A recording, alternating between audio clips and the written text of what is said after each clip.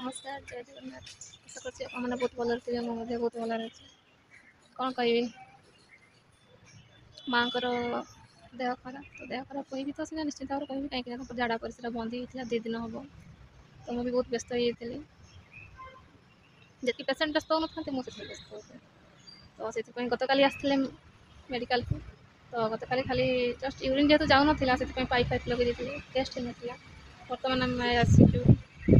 ଦେଖିପାରୁଥିବେ ମେଡ଼ିକାଲ ସାଇଡ଼୍ରେ ହିଁ ଅଛି ମୁଁ ବି ମା ଭିତରେ ଅଛନ୍ତି ଯେହେତୁ ଭିଡ଼ ଅଛନ୍ତି ତ ବାହାରେ ଅପେକ୍ଷା କରିବାକୁ ପଡ଼ୁଛି। ତ କ'ଣ କହିବି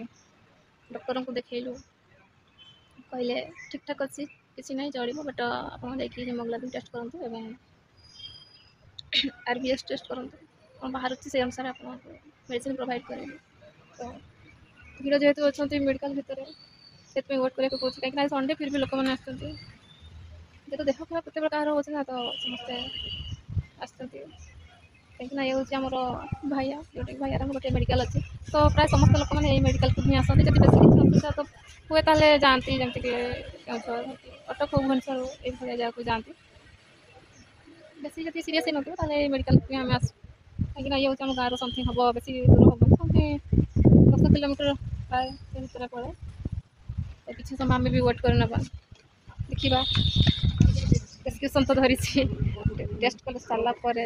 ଜଣାପଡ଼ିବ ଯେ କ'ଣ ବାହାରୁଛି କ'ଣ ନାହିଁ ଦେଖିପାରୁଥିବେ ଚାରିଆଡ଼େ କରିକି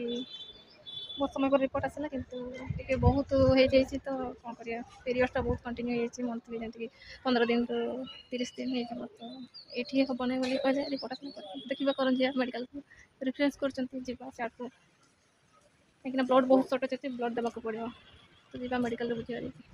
ବର୍ତ୍ତମାନ ଡାକ୍ତର ମେଡ଼ିକାଲରୁ ପଳେଇ ଆସିଛି ଘରକୁ ଦେଖିପାରୁଥିବେ କ'ଣ କରିବା ଯଦି ରିଫରେନ୍ସ କରୁଛନ୍ତି ମାନେ ଆଡ଼ମିସନ୍ କରିବାକୁ ପଡ଼ିବ ନା ସେ ମେଡ଼ିକାଲରେ ତ ସେଥିପାଇଁ କ'ଣ ଜିନିଷ ଦରକାର ନେସେସିଟି ଜିନିଷ ଦରକାର ଭର୍ତ୍ତି କରିଦେବା ଜଲ୍ଦି ଜଲ୍ଦି କାହିଁକିନା ଆମ୍ବୁଲାନ୍ସ ପଳେଇ ଆସିବ ନା ସାଙ୍ଗେ ସାଙ୍ଗେ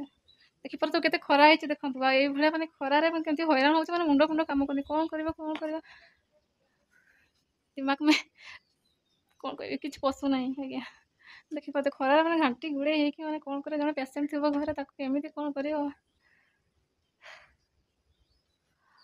ସେଟ୍ ତ ସେମାନେ ସବୁ ଡେରି କରିବେନି ଆଜ୍ଞା ଗାଡ଼ି ପଳେଇ ଆସିବ ସେଥି ପର୍ଯ୍ୟନ୍ତ ଜଲ୍ଦି ଜିନିଷ ପ୍ୟାକିଂ କରିଦେବା ଦେନ୍ ଚାଲିବା ମେଡ଼ିକାଲକୁ। ବର୍ତ୍ତମାନ ମୁଁ ରେଡ଼ି ହେଇଯାଇଛି କାହିଁକିନା ଗାଡ଼ି ଆସିଲାଣି କ'ଣ କରିବା ଶୋଇଛନ୍ତି କ'ଣ କହିବୁ ଡକ୍ଟର ବି ନାହାନ୍ତି ବ୍ଲଡ଼ ସର୍ଟେଜ୍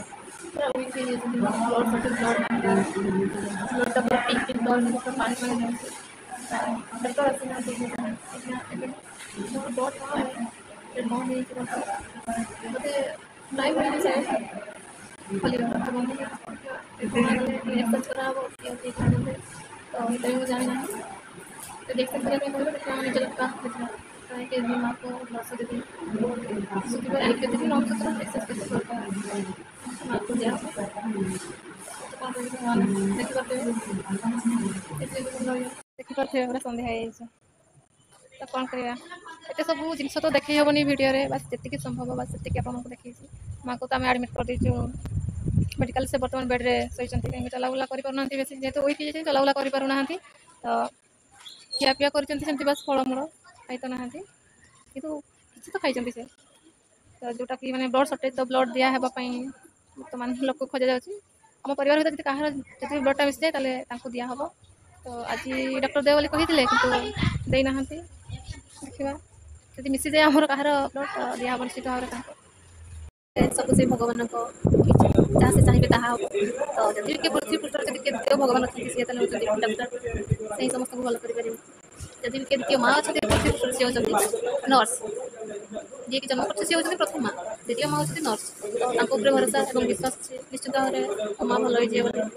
ଆପଣମାନେ ବି ଦେଖନ୍ତୁ ଭଗବାନଙ୍କୁ ଜଲ୍ଦି ଜଲ୍ଦି ଭଲ ହେଇଯାଆନ୍ତୁ ଦେଖିପାରୁଥିବେ ବାହାରେ ରହିବା କେତେ କଷ୍ଟକର